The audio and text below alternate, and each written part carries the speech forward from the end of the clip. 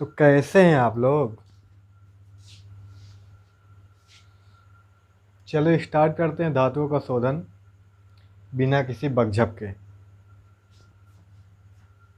तो धातुओं का शोधन क्यों करते हैं? क्योंकि प्रगलन में जो भी धातुएं हमें प्राप्त हुई वो पूरी तरह से शुद्ध नहीं है। उनमें लगभग 95% या 95 से 97% ही शुद्ध धातु है।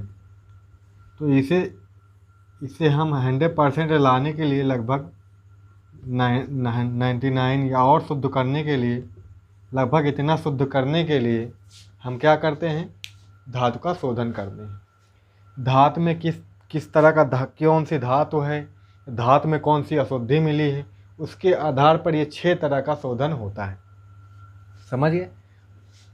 धातु में उपस्थित अशुद्धि तथा धातु के प्रकृति के आधार पर धातुओं को शोधन निम्न विधियों द्वारा किया जाता है। ये चीज़ आप लिख लीजिए, ये सारे के सारे नाम लिख लीजिए, इन्हें एक एक करके पढ़ने हैं। हालांकि ये वाली विधि और ये विधि 9th वगैरह में भी पढ़ी है, जैसे कि विद्युत अपघटनी विधि है, तो ये 10th में पढ़े हो आप। ठीक है, आसवन विधि है, ये 9th में पढ़े होंगे। वर्ण लेखन विधि है, इसमें से हम पढ़ने वाले हैं ये पाँचों जान लेंगे, हम ये पाँचों पढ़ लेंगे। ठीक, इसे आप बुक से पढ़ना हो तो पढ़ लेना, कोई खासा इम्पोर्टेंट नहीं है, नहीं तो 9th वाली बुक में भी मिल जाएगी। ये थोड़ा इम्पॉर्टेंट कौन सी, इसमें इम्पॉर्टेंट पूछने के लायक तो बाद में मंडल परिष्करण पूछी जाती है और विद्युत अपघटनी पूछी जाती है। समझ गए? ये दोनों इम्पॉर्टेंट, बाकी छोटी छोटी हैं, कोई दिक्कत वाली बात नहीं। समझ आ गई बात? हो जाएगा। तो पहले हेडिंग डाले विद्युत अपघटनी विधि। तो आज का लेक्चर नंबर कौन सा था? ये आज लेक्चर नंबर है 4था।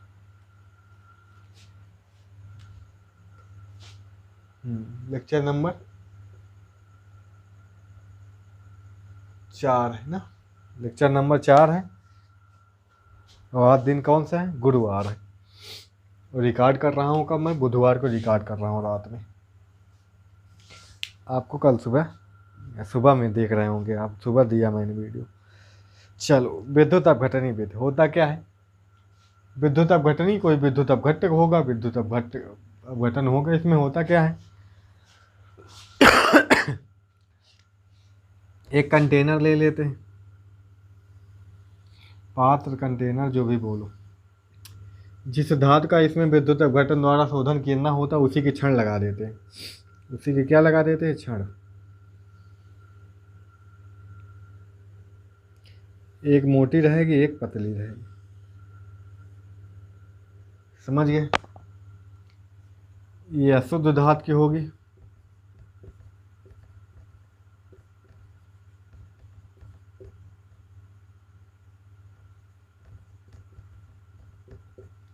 ये शुद्ध धातु की होगी।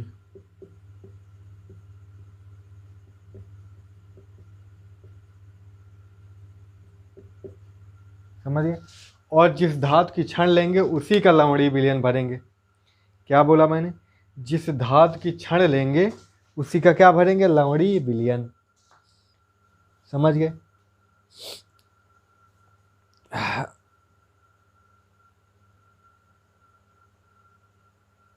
उसी क्या भरेंगे? लवणीय विलयन। जो मोटी धातु होती है वो किसका कार्य करती है? एनोड का। ये किसका कार्य करेगी? एनोड का। ये किसका कार्य करेगी? कैथोड का। कैथोड होगा, सीधी सी बात, माइनस होगा, है ना?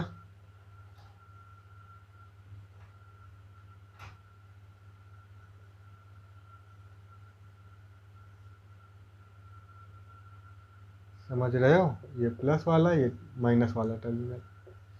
समझ गए? अब बैटरी से जोड़ देते हैं विद्युत धारा से, जिससे कहो धारा सप्लाई कर देते हैं। इसमें हम उसी का, जैसे कापर की छड़ें ली हमने, ये किसकी छड़ें ली हमने? ये CU की है, क्योंकि कापर का ही विद्युत अपघटनी द्वारा निष्कर्षण पढ़ना है, तो कापर ही हम ले लेते हैं यहाँ पे। अभी कवर हो जाएगा, जब वहाँ मिलेगा तो हम नहीं पढ़ेंगे ना, लिख देंगे इसका वर्णन हो चुका है।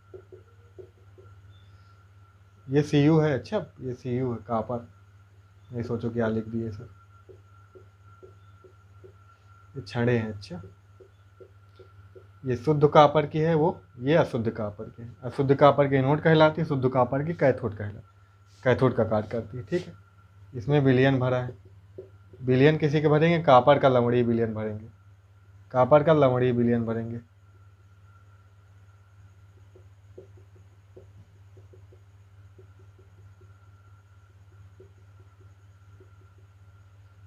कॉपर क्या भरेंगे बेटा जी? CuSO4 का विलयन भरा है, विलयन भरा है। जब धारा प्रवाहित करेंगे तो क्या करेगा भाई? कॉपर क्या करेगा? इलेक्ट्रॉन छोड़ेगा, 2 इलेक्ट्रॉन छोड़ेगा। अब यहाँ पे माइनस है, तो कॉपर यहाँ पे किसका कार्य करेगा? माइनस का। माइनस काम करेगा तो यहाँ पे इलेक्ट्रॉन रिलीज करेगा, इलेक्ट्रॉन यही क्षण पे रह जाएंगे, है ना। कॉपर करेगा क्या यहाँ पे? सॉरी, हिल गया क्या बेटा जी? देखो कपड़ा देखने लगा, ये स्टैंड हिल जाता है ना। डोरी छोटी है ना, असल में यहाँ तक आती है, यहाँ तक इतनी बड़ी है, तो खिंच जाते तो हिल जाता। तो मैंने क्या बोला? कॉपर है, ये इलेक्ट्रॉन क्या करेगा? छोड़ेगा, तो प्लस बनाएगा। एक छोड़ रहा, 2 छोड़ रहा, वो अलग मैटर है। ठीक, 2 इलेक्ट्रॉन छोड़ रहा। देख लो हरामखोर, चली गई कुतिया कहीं की। बिजली को बोल रहा हूँ, अच्छा कोई सीरियस ना ले लेगा, नहीं कुलदीप भैया सीरियस ले लेते हैं। शायद हरामखोर कुत्ता कमीना ना बोला करो। तो क्या करेगा ये इलेक्ट्रॉन? कहाँ इलेक्ट्रॉन तो बिलियन में जाएंगे, इलेक्ट्रॉन कहाँ रह जाएंगे? इसी क्षण पे रह जाएंगे, तो एक ऐसी ऋणावेश हो जाएगी। फिर ये इलेक्ट्रॉन इधर को भागेंगे, इधर से इधर को भागेंगे, और धारा किधर से इधर से इधर को बहेगी, और जो वो Cu के आयन इसमें बिलियन में चले आएंगे। यही आयन कहाँ जाएंगे? इसमें जाएंगे। इलेक्ट्रॉन उधर से इधर को आएंगे तो इसमें ऋणावेश आएगा, ये आयन जाके उससे इलेक्ट्रॉन ले लेंगे। यही इलेक्ट्रॉन भाग के कहाँ आएंगे? इस पर इकट्ठे होंगे, आयन यहाँ चला आएगा, इलेक्ट्रॉन इधर से भागेंगे, इलेक्ट्रॉन क्या होगा? इधर फ्लो होगा, इधर भागेंगे, इस पे आएंगे इलेक्ट्रॉन, और ये आयन इससे इसमें जाएंगे। क्योंकि जो विलयन होता है लवणीय विलयन, उसमें आयन भाग सकते हैं, इलेक्ट्रॉन नहीं भाग सकते। इलेक्ट्रॉन तो सिर्फ धातु में भाग सकती है ना, विलयन में आयन द्वारा बहती है धारा। ठीक है, तो आयन यहाँ पे आएगा, आयन यहाँ पे इकट्ठा होता चला जाएगा। ठीक है, समझ गए? और ये काम होता चला जाएगा, समझ गया? शुद्ध धातु, और जो अशुद्धियाँ होती हैं इसी के नीचे किसके नीचे? अशुद्ध धातु के नीचे इकट्ठी हो जाती है। ठीक है, जिसे एनोड पंख कहते हैं। पंख बोले तो कीचड़ गंदे, ठीक है, जिसे एनोड पंख कहते हैं।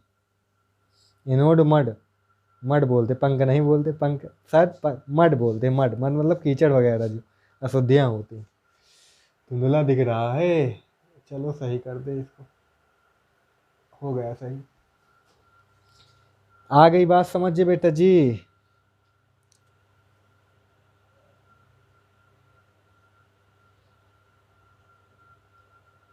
तो कैथोड पर शुद्ध धातु जमा होती है, और एनोड पर अशुद्ध, एनोड के नीचे अशुद्ध धातु।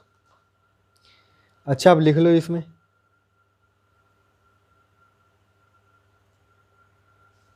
लिख लो, धातुओं को शोधन की यह प्रमुख विधि है। धातुओं की शोधन की यह प्रमुख विधि है। आगे लिख लो बेटा जी। इस विधि में अशुद्ध धातु को एनोड बनाते हैं तथा शुद्ध धातु को कैथोड बनाते हैं, तथा धातु के लवण का जलीय विलयन विद्युत अपघट का कार्य करता है। विद्युत अपघट का कार्य करता है। फिगर आपको बनाना होगा, बुक में बना होगा। विद्युत अपघटन करने पर कैथोड पर शुद्ध धातु जमा होने लगती है और एनोड घुलकर विलयन में आ जाता है। एनोड घुलकर विलयन में आ जाता है। एनोड ये धीरे धीरे घुलता रहता है। अच्छा, घुलते पतला होता जाएगा, इसीलिए मोटा है। ठीक भाई, यहाँ पे कॉपर सल्फेट है, जब इसका आयन, शायद उल्टा बता दिया हमने, इसका आयन निकल निकल के आएगा। अच्छा, इसका आयन निकल निकल के आएगा, इसका आयन आता जाएगा, तो विलयन में Cu की सांद्रता बढ़ती जाएगी। ठीक है, यहाँ पे इलेक्ट्रॉन होंगे, तो यहाँ पे ये ऋणावेशित होगा, तो आयन कहाँ जाएंगे? आयन इस पे जाएंगे, आयन इस पे जाएंगे, ये आयन इस पे जाएंगे, न्यूट्रल होंगे, और इस पर कॉपर इकट्ठी होती जाएगी न्यूट्रल हो के। भाई ये आयन इस पे भगेगा, इससे निकल रहा है Cu, तो यहाँ पे भी तो Cu है विलयन में, बात को समझ रहे हो? तो ये भगता जाएगा, ये क्योंकि यहाँ से जो आयन आ रहा है, कॉपर आ रहा है, वो अशुद्ध है, ये वाला क्या है? शुद्ध है। तो ये वाला भगता जाएगा, ये आयन इसके साथ मिलता जाएगा। आयन भी सांद्रता, आयन की सांद्रता Cu की आयन की सांद्रता क्या होगी? विलयन में बरकरार रहेगी। इलेक्ट्रॉन यहाँ पे ले लेके न्यूट्रल होके, उदासीन होके यहाँ इकट्ठा होता चला जाएगा इस धातु में, कैथोड वाले में। इसमें शुद्ध धातु प्राप्त होता जाएगा, जो अशुद्धियाँ होंगी वो नीचे, इसके नीचे बैठ जाती हैं। आगे लिखो, आगे लिखो। शुद्ध धातु जमा होने लगता है और एनोड घुलकर विलयन में आ जाता है। अशुद्धियाँ विलयन में चली जाती हैं, या एनोड मड के रूप में, या एनोड मड, ये क्या है? Anode mud. कौन सा मड? एनोड मड के रूप में अशुद्धियाँ एनोड के नीचे एकत्रित हो जाती हैं, एनोड के नीचे एकत्रित हो जाती हैं। समझ आ गई बात? चलो हो गया खत्म। एनोड पर क्या होता है, कैथोड पर क्या होता है, रिएक्शन देख ले।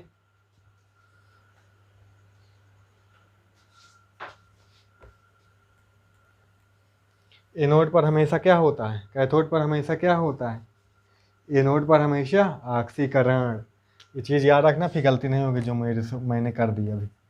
एनोड पर क्या होगा? मेटल होगा, धातु होगी, वो इलेक्ट्रॉन निकालेगा। वो एन इलेक्ट्रॉन मान लो निकाल रहा है, तो N प्लस इस पर आ जाएगा। फिर कैथोड पर क्या होगा? यही जाएंगे मेटल वाले Mn प्लस, ये N इलेक्ट्रॉन लेंगे और न्यूट्रल हो जाएंगे। ये होगा। अगर कॉपर के क्षण लेंगे तो कॉपर, जैसे तांबे का शोधन हम लिखेंगे, जब हेडिंग डाल लो इसी में तांबे के शोधन, और चाहे तो इसमें तांबे के शोधन हेडिंग डाल के सब कुछ तांबे के बारे में लिख सकते थे आप।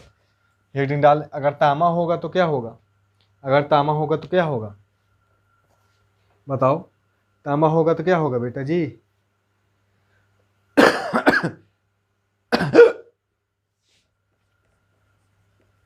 तबीयत सही नहीं रहती, सच बता रहा हूँ। एनोड पर कॉपर होगा, ये रिलीज करेगा इलेक्ट्रॉन, 2 इलेक्ट्रॉन, Cu2 प्लस बनाएगा। और कैथोड पर क्या होगा? ये जाएंगे, वहाँ से 2 इलेक्ट्रॉन लेंगे, क्योंकि इलेक्ट्रॉन इधर से इधर को भागेंगे तो यहाँ आएंगे, इकट्ठा होंगे। ठीक है, तो Cu कॉपर बन जाएगा। समझ गया? कॉपर भी बन जाएगा, ये हो जाएगा। समझ गए? ये हो जाएगा। यहाँ पे एनोड पर ऑक्सीकरण, कैथोड पर अपचयन। इलेक्ट्रॉन का निष्कासन क्या कहलाता है? ऑक्सीकरण। इलेक्ट्रॉन का ग्रहण करना क्या कहलाता है? अपचयन। कैथोड पर क्या हो रहा है? अपचयन हो रहा है। समझ गए? यहाँ पे जो अशुद्धियाँ होती हैं उन्हें एनोड कीचड़ कहते हैं। ठीक है, इस विधि द्वारा 9.99% कॉपर, शुद्ध कॉपर प्राप्त होता है। समझ गए?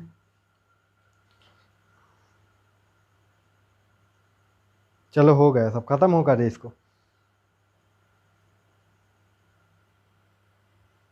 तांबे के आ जाएगा, तांबे के ये इसी तरह लिख देंगे, ये रिएक्शन लिख देंगे उनकी जगह पे, बात खत्म। ठीक है, रिएक्शन ये वाली लिख देंगे, हो गया तांबे के, बाकी सब थ्योरी वही रहेगी। मिटा दे, अब अगला पढ़ते हैं, जल्दी जल्दी खत्म करते हैं। एक लड़की को देखा तो ऐसा लगा जैसे, द्रवण विधि। द्रवण मतलब सीधी बात, गलना है, द्रवित करना है ना? जाहिर है कि द्रवित करना है कि जलाना है। जब इस विधि द्वारा Zn हो गया, कौन? Zn और किसका, Pb Zn, Pb, Sn, Bi, को भी आई, भैंस भी आई, है ना।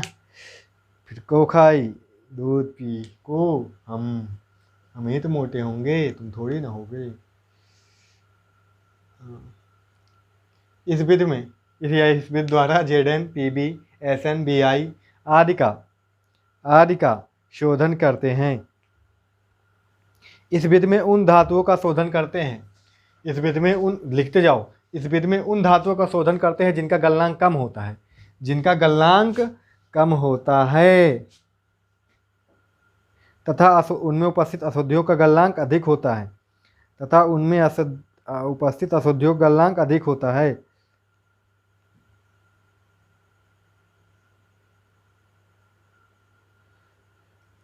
अशुद्ध धातु को एक ढालू ढालदार, एक ढालू, ऐसे समझ लो कोई था,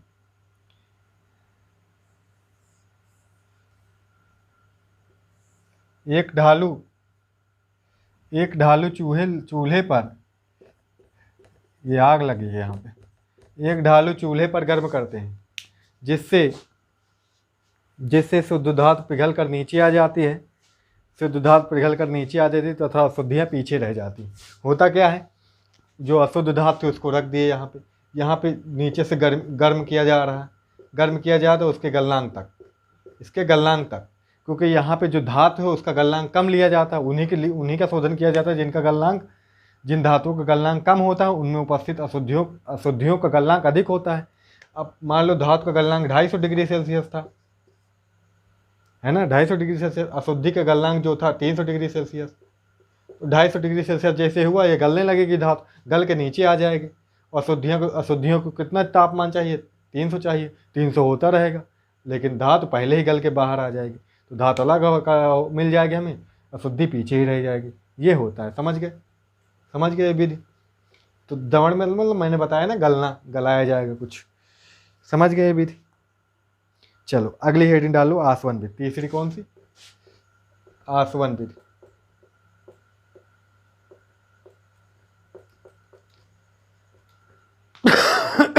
डिस्टिलेशन बोलते हैं। इस विधि द्वारा उन धातुओं का शोधन करते हैं जो वाष्पशील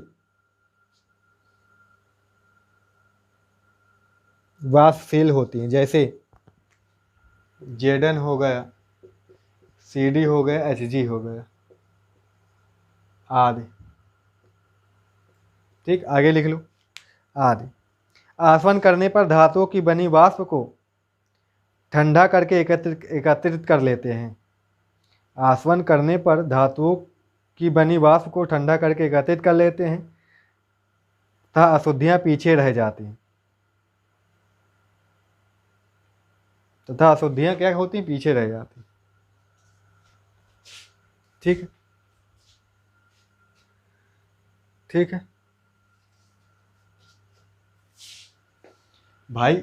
जैसे कोई अशुद्ध धातु ले लिए हमने, जेडन ही ले ली, जेडन की अशुद्ध धातु है, इसका कुछ टेम्परेचर दिया, कोई टेम्परेचर हो जितने में क्या होती है, वाष्प में बदलती हो, अर्थात इसका वाष्प में बदलना मतलब बॉइलिंग पॉइंट, इसका बॉइलिंग पॉइंट क्या होना चाहिए, कम होना चाहिए।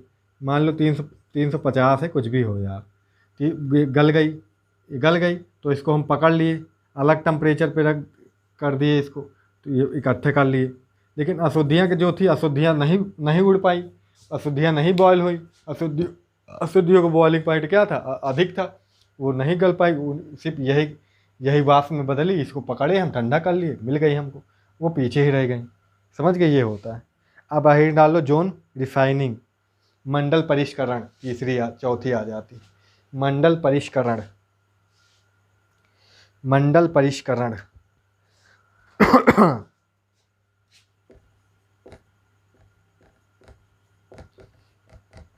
परिष्करण होता क्या है, जोन रिफाइनिंग मतलब परिष्करण, शोधन, चाहे रिफाइनिंग बोलो चाहे शोधन बोलो ना, बात एक ही है, जोन होगा भाई, जोन रिफाइनिंग। चाहे शोधन बोल लो चाहे परिष्करण बोल लो, 10वीं में भी आपने पढ़ा है। होता क्या है इसमें, होता क्या है इसमें, इसमें इसमें उन धातुओं का शोधन करते हैं इसके द्वारा जिनमें जिनमें जो अशुद्धियाँ होती हैं ना, उनका जो गलनांक होता है वो कम होता है। अनाज धातु का गलनांक अधिक होता है और अशुद्धियों का गलनांक कम होता है। होता क्या है, इसमें भी एक पाइप ही होती गोल गोल जैसी, और इसमें एक हीटर लगा होता है, घूमने वाला हीटर लगा होता है, ये गर्म करता है। और इसी के अंदर क्या रख देते हैं, धातु को रख देते हैं हम, अशुद्ध धातु को रख देते हैं। जब ये गर्म किया जाता है, गर्म करते हैं ना, तो धीरे धीरे ये गलेगा। कौन गलेगा, अशुद्धि पहले करती, क्योंकि अशुद्धि का मैंने क्या बताया, अशुद्धि गलेगी, अशुद्धियाँ जो होंगी वो गलेंगी पहले। अशुद्धियाँ गलेंगे तो क्या होगा, ये धीरे धीरे हीटर घूम सकता है, ये हीटर धीरे धीरे घुमाते जाएंगे, उसी के साथ गल के बहती जाएंगी। और पीछे जो, क्योंकि जो धातु थी उसका गलनांक ज़्यादा था, उसे मान लो अशुद्धियाँ जो थी वो 200 डिग्री सेल्सियस पे गलती थी, तो हम टेम्परेचर 200 डिग्री सेल्सियस रखेंगे तो सिर्फ अशुद्धियाँ गलेंगी, जो धातु होगा वो नहीं गलेगी। अशुद्धियाँ गलती जाएंगे तो आगे बढ़ाते जाएंगे, वो उसी हीटर के साथ बहती जाएगी आगे तरफ, क्योंकि गर्मी से आगे बहेगी ना, गर्मी की तरफ, वो ठंडी थोड़ी होना चाहेगी। आगे भगती जाएगी, एक पूरी अशुद्धियाँ इकट्ठा कर लेंगे एक जगह पे, फिर उसको क्या कर देंगे, उसको पूरा निकाल लेंगे धातु से, उसको कट कर देंगे। मान लो इधर से शुद्ध धातु बची, अशुद्धियाँ जितनी थी इधर आ गई, तो यहाँ से कट कर देंगे, कर देंगे, शुद्ध धातु अलग हो गई, अशुद्ध धातु अलग हो गई। यही होता है इस विधि में, समझ गए, यही होता है इस विधि में। चलो लिख डालो, फिर लिख डालो, फिर एक और बची, फिर बाकी खत्म हो गई। तो लिख डालो बेटा जी, इस विधि द्वारा धातु को शुद्धतम रूप में प्राप्त किया जा सकता है। ठीक है, जो बहुत सारे अर्धचालक होते हैं उनके, इसके द्वारा उनको भी, जैसे कि सिलिकॉन होगा, जर्मेनियम हो गया, ये ये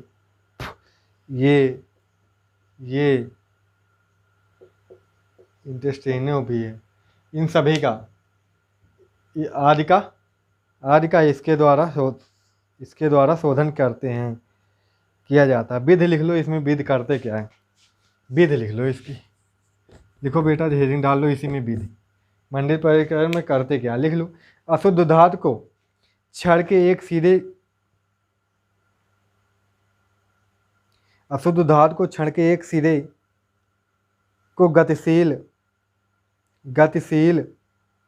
हीटर से गर्म करते हैं।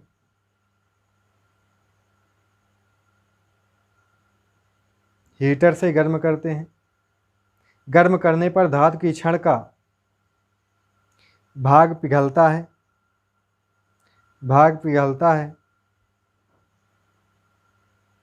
तथा हीटर को आगे बढ़ाने पर यह ठंडा होने लगता है।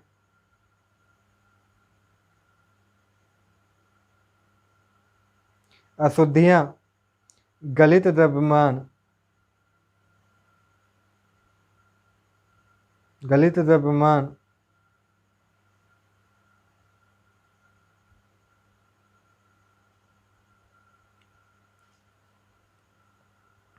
में रह जाती हैं,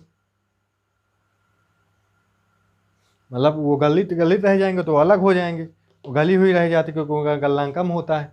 ठीक है, और जो धातु है उसका गलनांक अधिक था और वो ठंडी हो जाती है तुरंत, समझ गए, वो गलित नहीं रह पाती है। जिससे शुद्ध धातु को काटकर अलग कर देते हैं तथा हमें आसानी से शुद्ध धातु प्राप्त हो जाती है। इसे कई बार दोहराते भी हैं। अच्छा, ज़्यादा ना लिखो, छोड़ो। वाष्प प्रावस्था परिष्करण, फिगर भी इसका है छोटा सा, कोई ज़रूरी नहीं है। ठीक है, बना सकते हैं आप, देख लेंगे बुक में। वाष्प प्रावस्था परिष्करण, आखिरी विधि पढ़ लेते हैं। वाष्प प्रावस्था परिष्करण, ये भी वाष्प वाली बात है, कुछ वाष्प में बनाया जाएगा। क्या बनाया जाएगा? वाष्प में बनाया जाएगा, यानी कि वाष्प का कोई कमाल होगा। तो लिख लो, लिख लो बेटा जी। इस विधि में धातु की अभिक्रिया ऐसे अभिकर्मक से कराते हैं, ऐसे अभिकर्मक से कराते हैं जिसमें कि धातु का अस्थायी वाष्पशील यौगिक प्राप्त होता है। कैसा यौगिक? अस्थायी वाष्पशील यौगिक प्राप्त होता है। समझ गए? अस्थायी भी होता है, वाष्पशील यौगिक होता है। वाष्पशील होगा तो उसे बाद में ठंडा कर लेंगे, वाष्प के रूप में बदलेगा, पकड़ लेंगे, ठंडा हो जाएगा, ठंडा होकर शुद्ध धातु प्राप्त हो जाएगी हमें। समझ गए? ये बढ़िया है, जुगाड़ है ना।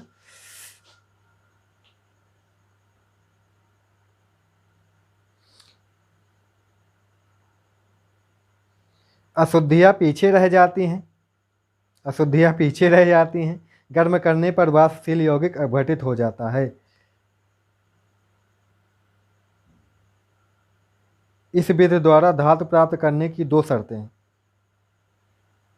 ठीक है, इस विधि द्वारा धातु प्राप्त करने की दो शर्तें हैं। लिख लो पहली शर्त, नंबर 1 लिख लो, नंबर 2 भी लिखना है। पहले लिखो बेटा जी, धातु अस्थायी वाष्पशील यौगिक बनाने में सक्षम होना चाहिए। जो धातु हो अस्थायी यौगिक बना सके। अस्थायी बनाएगा तो भाई वो अस्थायी मतलब क्या हो, वो दूसरी चीज़ में बदल जाएगा फटाक से। अस्थायी होगा तो बदलेगा कहाँ? फिर उसी में रहेगा। जैसे वाष्प में बदल गया तो वाष्प में रहेगा, फिर तो दिक्कत हो जाएगी ना। हमें बदल वाष्प में थोड़ी धातु कोई चाहती है, कोई धातु हमें वाष्प में तो चाहिए नहीं, है ना, ठोस में चाहिए। तो ये चीज़ समझ में आई, पहली पॉइंट। दूसरा लिखो, वाष्पशील यौगिक सरलता से अपघटित होकर धातु प्रदान कर सके। वाष्पशील यौगिक सरलता से अपघटित, जो वाष्पशील यौगिक में बदले फिर आसानी से वो अपघटित होकर धातु बना सके। समझ गए? ऐसा भी होना चाहिए। इसके उदाहरण हो जाते हैं दो, उदाहरण हो जाते हैं बेटा जी दो, दोनों पढ़ लेते हैं। उदाहरण लिख लो। नंबर 1 उदाहरण मांड प्रक्रम। मांड प्रक्रम द्वारा उदाहरण नंबर 1, एग्जाम्पल नंबर 1, मांड प्रक्रम द्वारा Ni निकिल का शोधन, निकिल का शोधन। तो रिएक्शन लिखे सीधा, निकिल होगा कार्बन मोनोऑक्साइड से क्रिया करके निकिल कार्बोनिल बनाता है। निकिल होता है कार्बन मोनोऑक्साइड से क्रिया करके निकिल क्या बनाता है? कार्बोनिल बनाता है। निकिल कार्बोनिल बोलते हैं इसको, निकिल कार्बोनिल, निकिल कार्बोनिल। ये अस्थायी वाष्पशील होता है। इसका टेम्परेचर भी फिक्स होता है 350 केल्विन लगभग, 350 केल्विन लगभग टेम्परेचर की ज़रूरत है। यहाँ पे टेम्परेचर लिखना पड़ेगा। निकिल है, कार्बन मोनोऑक्साइड से क्रिया करते हैं 350 पे, तो वाष्पशील कार्बोनिल, निकिल कार्बोनिल यौगिक बनाएगा, जो बाद में फिर क्या होता है? अपघटित हो जाता है, अपघटित होकर निकिल दे देता है। फिर ये टूट जाता है कितने? 450 डिग्री केल्विन पे। ठीक है, फिर ये निकिल और कार्बन मोनोऑक्साइड में फिर टूट जाए, कार्बन मोनोऑक्साइड ही वो टूटेगा। अच्छा, ये होता है इसमें मांड प्रक्रम में। हिंदी थ्योरी लिखना ज़रूरी भी नहीं, नहीं तो मैं बोले देता हूँ, कोई दिक्कत नहीं, इसी से लिख सकते हो ना। इस विधि में जैसे अशुद्ध निकिल को 350 डिग्री सेल्सियस पर, ठीक है, कार्बन मोनोऑक्साइड गैस के साथ गर्म करते हैं, जिससे वाष्पशील निकिल कार्बोनिल, जिससे वाष्पशील निकिल कार्बोनिल, है ना, बनता है। निकिल कार्बोनिल की वाष्प एकत्रित कर लेते हैं तथा अशुद्धियाँ पीछे रह जाती हैं। निकिल कार्बोनिल को 450 केल्विन पर गर्म करने पर शुद्ध निकिल प्राप्त होता है, शुद्ध निकिल प्राप्त होता है। यही पूरी विधि, यही थ्योरी हो जाएगी। आप रिएक्शन समझ रहे थे तो शुद्ध निकिल, आप रिएक्शन समझ रहे हैं तो आप हिंदी लिख ले जाएंगे ऐसे ही। ठीक है, एक विधि और आ जाती है वान आर्केल विधि, वान आर्केल विधि। ठीक है, दूसरी भी पढ़ लेते हैं बच्चा जी। मैं चाहता हूँ सब पढ़ लो, वीडियो है जैसे अब तो क्लास नहीं है, वीडियो है, वैसे पढ़ लो। अब मैंने बहुत पुराना हो जाएगा पढ़ाया हुआ, सर भूल गए क्या समझाया था, तो आप वीडियो देख सकते हो। आप बढ़िया वीडियो देख लो, उसी तरह फिर रिवाइज हो जाएगा। अब मैं तो इसमें 10 बार बोलूँगा, मैं गुस्सा करूँगा ही नहीं, तुम बार बार सुनो वही चीज़। अब जैसे मैं ये चीज़ बोल रहा हूँ, इसको बार बार प्ले करो, बार बार पीछे करो, फिर सुनो उसी को। अब क्लास में पूछोगे तो मैं गुस्सा करूँगा, हड़क दूंगा, कहाँ ध्यान है तुम्हारा, बहुत ज़्यादा गुस्सा आएगी। अब यहाँ पे तो मुझे गुस्सा आएगा ही नहीं, मेरे गुस्सा आता ही नहीं यहाँ पे। तो मोबाइल में देखो मुझे गुस्सा आता ही नहीं, चाहे जितनी बार बुलवाओ, चाहे दिन भर बुलवाओ, मुझे गुस्सा आता हूँ ही नहीं मैं, बिल्कुल अब नहीं गुस्सा आता ना, बहुत अच्छा हो गया हूँ। तो चाहे जितनी 100 बार चाहे सुनो मुझे, ठीक है, उसी चीज़ को चाहे 100 बार सुनो, मुझे गुस्सा नहीं आती। वन आर्केल विद, दूसरी आ जाती है वन आर्केल, आर्केल ही ने विधि, वन आर्केल विधि।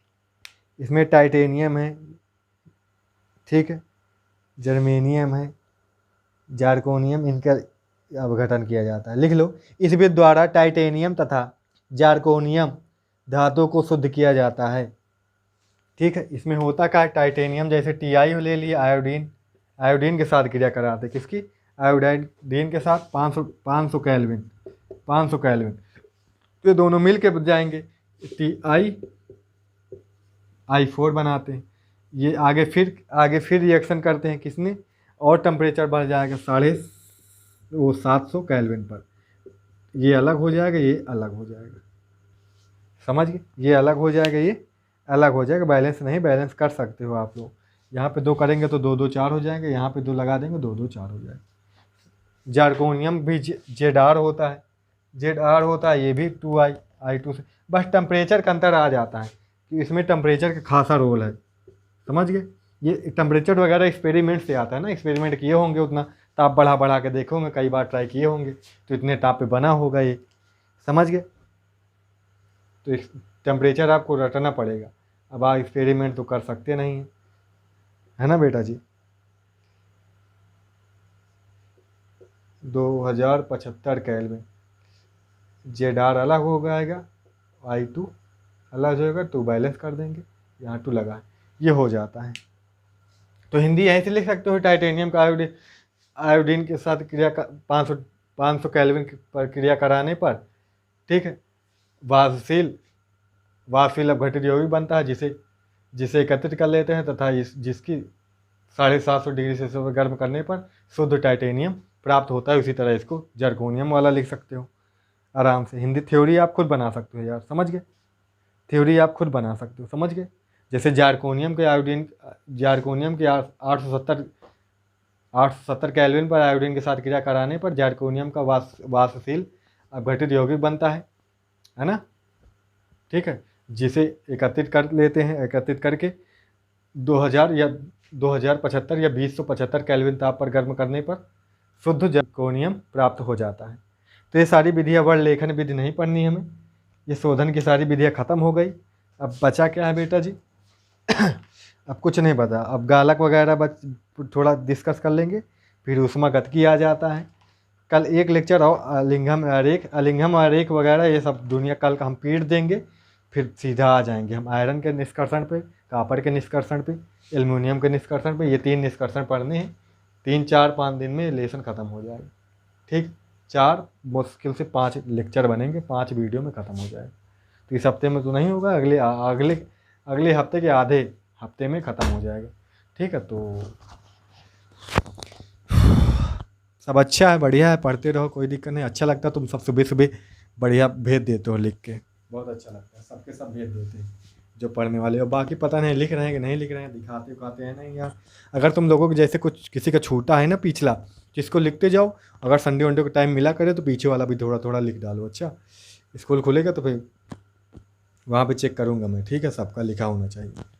अब जो दिखेगा उसे कॉपी नहीं दिलाऊंगा, सब वीडियो देख के लिखाएंगे नहीं, क्या मतलब है, छापेंगे रिसिप्ट, बस वीडियो बना बना के मेहनत की है मैंने, बेकार की है, तो वीडियो देख के ही सबको लिखवाऊंगा, ठीक है।